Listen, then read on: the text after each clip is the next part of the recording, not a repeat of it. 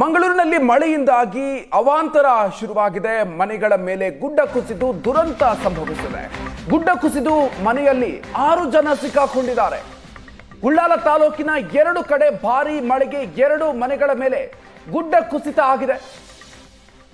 6 ಜನ ಸಿಕ್ಕಾಕೊಂಡಿದ್ದಾರೆ. ಮೊಂಟೆಪದವು ಬಳಿ ಗುಡ್ಡ ಕುಸಿದು 5 ಸಿಲುಕಿದ್ದು, ಈ ಪೈಕಿ 2ರನ್ನ ರಕ್ಷಣೆ ಮಾಡಲಾಗಿದೆ. 3 ಗುಡ್ಡದಡಿ ಸಿಲುಕಿದ್ದು ರಕ್ಷಣಾ ಕಾರ್ಯಾಚರಣೆಯನ್ನು ಮುಂದುವರಿಸಲಾಗಿದೆ. ದೇರಳಕಟ್ಟೆ ಕಾನಕೆರೆಯಲ್ಲಿ ಮನೆಗೆ ಗುಡ್ಡ ಕುಸಿದು 6 ವರ್ಷದ ಮಗು ಸಿಕ್ಕಾಕೊಂಡಿತ್ತು. ಮಗುವನ್ನ ರಕ್ಷಣೆ ಮಾಡಲಾಗಿದೆ. ಇನ್ನು ಗಂಭೀರ ಸ್ಥಿತಿಯಲ್ಲಿ ದೇರಳಕಟ್ಟೆ ಖಾಸಗಿ ಆಸ್ಪತ್ರೆಗೆ ಮಗುವನ್ನ ದಾಖಲಿಸಲಾಗಿದೆ. ಅಗ್ನಿಶಾಮಕ ದಳ ಮತ್ತು ಸ್ಥಳೀಯರು ಹಲವು ಗಂಟೆಗಳ ಕಾರ್ಯಾಚರಣೆಯ ಬಳಿಕ ಮಗುವನ್ನ ರಕ್ಷಣೆ ಮಾಡಲಾಗಿದೆ. ಸದ್ಯ ಮೊಂಟೆಪದವು ಬಳಿ 3ರ ರಕ್ಷಣೆಗಾಗಿ ಕಾರ್ಯಾಚರಣೆಯನ್ನು ನಡೆಸಲಾಗ್ತಾ ಇದೆ.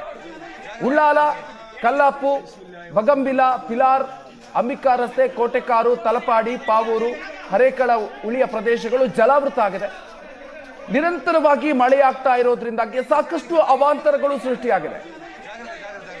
ದಕ್ಷಿಣ ಕನ್ನಡದಲ್ಲಿ ಈಗ ಗುಡ್ಡ ಕುಸಿತ ಪ್ರಕರಣಗಳು ನಡೀತಾ ಇದೆ. 2 ಮನೆಗಳು ಗುಡ್ಡ ಕುಸಿತದಿಂದ ಹಾನಿಯಾಗಿದೆ. ಜೊತೆಗೆ 6 ಜನ ಸಿಕ್ಕಾಕೊಂಡಿದ್ದಾರೆ ಅಂತ ಗೊತ್ತಾಗ್ತಾ ಇದೆ. ಹೆಚ್ಚಿನ ಡೀಟೇಲ್ಸ್ ಕೊಡ್ತಾರೆ ನಮ್ಮ ಪ್ರತಿನಿಧಿ ಭರತ್. ಇದೀಗ ನಮ್ಮ ಜೊತೆಗೆ ದೂರವಾಣಿ ಸಂಪರ್ಕದಲ್ಲಿದ್ದಾರೆ. ಭರತ್, ಇನ್ನು ಕೂಡ ಎಷ್ಟು ಜನ ಸಿಕ್ಕಾಕೊಂಡಿದ್ದಾರೆ? ರಕ್ಷಣಾ ಕಾರ್ಯಾಚರಣೆ ಯಾವ ರೀತಿಯಾಗಿ ಸಾಗ್ತಾ ಇದೆ ಭರತ್?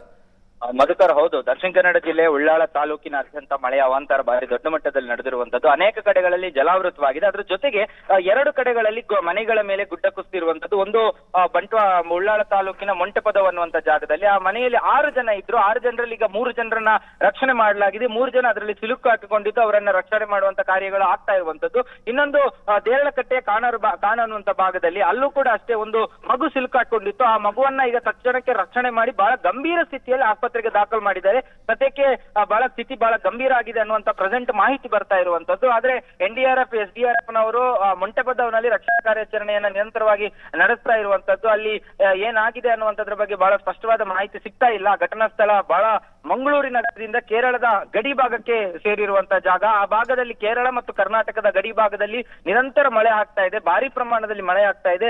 ಅಲ್ಲಿ ಆ ಭಾಗದ ಅನೇಕ ಕಡೆಗಳಲ್ಲಿ ಈ ರೀತಿಯಾದಂತಹ ಗುಡ್ಡದ ಮಾದರಿಯಲ್ಲಿರುವಂತಹ ಕಾರಣದಿಂದಾಗಿ ಗುಡ್ಡ ಕುಸಿದಂತಹ ಅನಾಹುತಗಳು ನಡೆದಿರುವಂತದ್ದು. ಹಾಗಾಗಿ ಈಗಾಗಲೇ ಸದ್ಯಕ್ಕೆ ಸ್ಥಳಕ್ಕೆ ಅಧಿಕಾರಿಗಳ ತಂಡ ಭೇಟಿ ಕೊಟ್ಟಿದೆ. ಪೊಲೀಸರಿದ್ದಾರೆ, ಅಗ್ನಿಶಾಮಕ ದಳ ಇದೆ ಮತ್ತು ಸ್ಥಳೀಯರು ಕೂಡ ಭೇಟಿ ಕೊಟ್ಟು ಆ ಕಾರ್ಯಾಚರಣೆಯನ್ನ ಮುಂದುವರಿಸಿರುವಂತದ್ದು.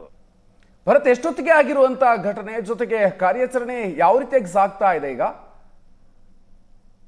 ಮಧುಕರ್, ಇದು ಒಂದು ಬೆಳ್ಳಂಬೆಳಗಿನ ಸುಮಾರಿಗೆ ನಡೆದಿರುವಂತಹ ಘಟನೆ. ಈಗಾಗಲೇ ಕಾರ್ಯಾಚರಣೆ ಆರಂಭ ಆಗ್ತಾ ಇದೆ. ಕಾರ್ಯಾಚರಣೆ ಆಗ್ತಾ ಇರುವಂತದ್ದು. ಆ ಘಟನಾ ಸ್ಥಳಕ್ಕೆ ಈಗಾಗಲೇ ಹೆಚ್ಚಿನ ಅಧಿಕಾರಿಗಳ ಟೀಮ್ ಕೂಡ ಭೇಟಿ ಕೊಟ್ಟಿದೆ. ಯಾಕಂದ್ರೆ ಅಲ್ಲಿ ಹೆಚ್ಚಾಗಿ NDRF ನ ಅವಶ್ಯಕತೆ ಇದೆ. ಯಾಕಂದ್ರೆ ಅವರು ಅತ್ಯಾಧುನಿಕ ತಂತ್ರಜ್ಞಾನಗಳ ಮೂಲಕ ಅವರ ರಕ್ಷಣೆ ಕಾರ್ಯಾಚರಣೆಗಳನ್ನ ಮಾಡಬೇಕಾಗಿದೆ. ಆದ್ರೆ ಅದರಲ್ಲಿ 3 ಜನ ಮೃತಪಟ್ಟಿರುವಂತಹ ಒಂದು ಸಾಧ್ಯತೆಗಳ ಬಗ್ಗೆ ಕೂಡ ಹೇಳಲಾಗ್ತಾ ಇದೆ. ಆದ್ರೆ ಇನ್ನೂ ಕೂಡ ಅದರ ಬಗ್ಗೆ ಕ್ಲಾರಿಟಿ ಸಿಕ್ಕಿಲ್ಲ. ಯಾಕಂದ್ರೆ ಅವರು ಒಳಭಾಗದಲ್ಲಿ ಸಿಲುಕು ಹಾಕೊಂಡಿರುವಂತದ್ದು. ಹೆಚ್ಚಿನ ಒಂದು ಭದ್ರತೆಯನ್ನು ಕೂಡ, ಅಂದ್ರೆ ಹೆಚ್ಚಾಗಿ ಅಲ್ಲಿ ಕಾರ್ಯಾಚರಣೆಗಳನ್ನ ಸದ್ಯಕ್ಕೆ ಮಾಡ್ಲಾಗ್ತಾ ಇರುವಂತದ್ದು.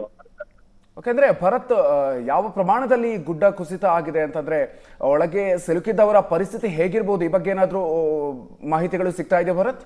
ಸದ್ಯಕ್ಕೆ 6 ಜನರಲ್ಲಿ 3 ಜನರ ಪರಿಸ್ಥಿತಿ ಬಹಳ ಗಂಭೀರವಾಗಿದೆ ಅಂತ ಹೇಳಲಾಗ್ತಾ ಇದೆ. 3 ಜನರ ಸ್ಥಿತಿ ಬಹಳ ಗಂಭೀರವಾಗಿದೆ. ಅವರನ್ನ ಹಾಗಾಗಿ ಅಲ್ಲಿ ಹೆಚ್ಚುವರಿಯಾಗಿ ಆಂಬ್ಯುಲೆನ್ಸ್ ಗಳನ್ನ ಕೂಡ ನಿಯೋಜನೆ ಮಾಡಿದ್ದಾರೆ. ಮತ್ತು ಘಟನಾ ಸ್ಥಳದಲ್ಲಿ ಹೆಚ್ಚಿನ ಅಧಿಕಾರಿಗಳನ್ನ ಕೂಡ ಬರ್ಲಿಕ್ಕೆ, ಅಂದ್ರೆ ಮಂಗಳೂರು ನಗರದಿಂದ ಅವರಿಗೆ ಆಂಬ್ಯುಲೆನ್ಸ್ ಗಳೆಲ್ಲ ಬರಬೇಕು, ಮತ್ತೆ ಅಲ್ಲಿ ಅಗ್ನಿಶಾಮಕ ದಳ ಬರಬೇಕು, ಮತ್ತು ಪುತ್ತೂರಿನಿಂದ NDRF ಟೀಮ್ ಅನ್ನ ಕೂಡ ಕರೆಸ್ಕೊಳ್ಳಲಾಗ್ತಾ ಇದೆ. ಪುತ್ತೂರಿನ NDRF ಟೀಮ್ ಕೂಡ ಘಟನಾ ಸ್ಥಳಕ್ಕೆ ಜಾಗಕ್ಕೆ ಬರ್ತಾ ಇದ್ದಾರೆ. ಅದ್ರ ಜೊತೆಗೆ ಒಂದು SDRF team, state disaster team ಏನಿದೆ, ಅವ್ರು ಈಗಾಗಲೇ ಅಲ್ಲಿ ಇದ್ದಾರೆ.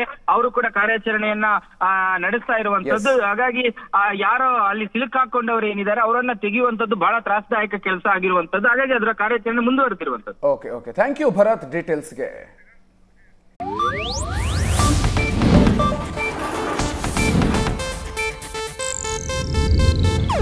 ಇದು ಏಷ್ಯಾನೆಟ್ ನ್ಯೂಸ್ ನೆಟ್ವರ್ಕ್ ಪ್ರಸ್ತುತಿ.